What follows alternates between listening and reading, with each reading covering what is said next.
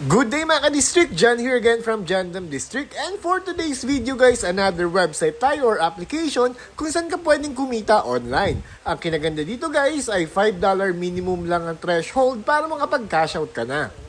So by the way guys, umpisa na natin agad. So ang application kung saan ka pwedeng kumita ay walang iba kundi ang Survey Time. By the way, meron din silang website nito na pwede mo rin i-access. At as what you can see naman sa rating guys, 4.5 star yan. Kaya legit na legit. At bago ko po ito itry or bago ko po i-share sa inyo, tinry ko muna ito. Kaya ang una nyong gagawin guys is i-download nyo yung application. At syempre guys, once downloaded na ang application, i-open nyo lang. Pagka-open nyo guys ng application, of course, mariredirect kayo sa mismong page nila. And then sa page na to, swipe lang kayo guys hanggang makarating kayo sa dulong page.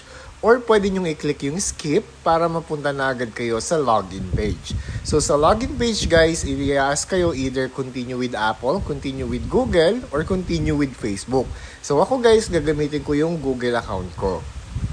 Ang next naman guys is ma-route kayo sa isang page kung saan kinakailangan yung sagutan yung ibang information. This will take less than 5 minutes lang naman guys.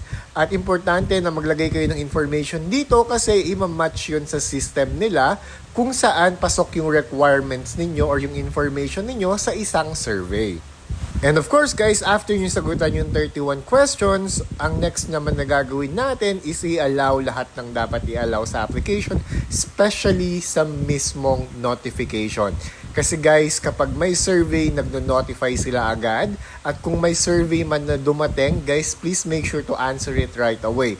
Kasi pag may time na, halimbawa, sobrang tagal na, hindi na-take yung survey, may time na yung number of participants sa survey na yon is na-full.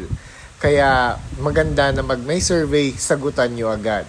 So as what you can see yan, start making money at ayan, nakikita nyo may first survey na ako. So take survey lang, tapos maglalabas na yan, ayan, makikita nyo yung earning, 0.2 lang.